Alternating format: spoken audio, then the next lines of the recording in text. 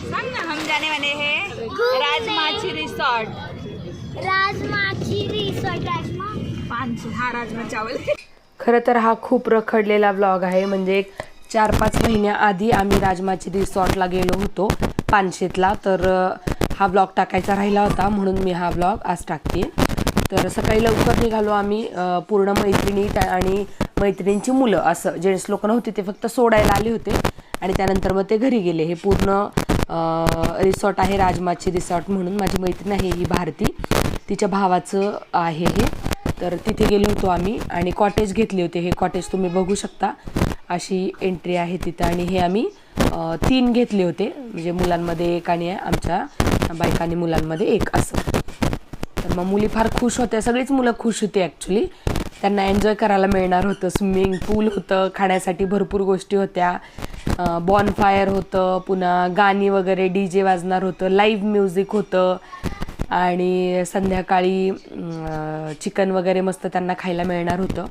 आणि हा नजारा बघा, आम्ही एक 4-5 वाजता पोचलो.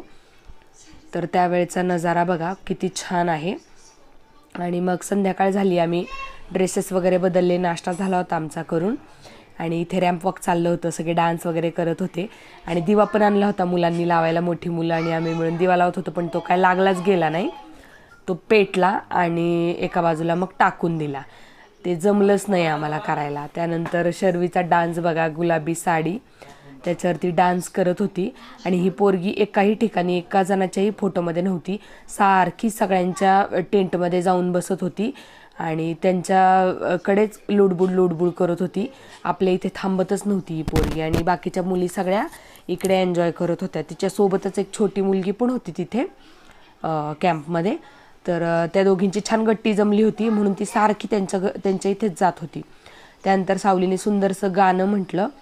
हिला स्टेज डेअरिंग खूप आहे आणि तिचा आवाज पण खूप छान आहे, त्याच्यामुळे तिला असं बऱ्याच ठिकाणी गाणी म्हणायला आवडते. ती आवर्जून म्हणते की मम्मा मी म्हणू का गाणं. तिला असं पुश नाही करायला लागत की तू जा बाळा गाणं म्हण म्हणून.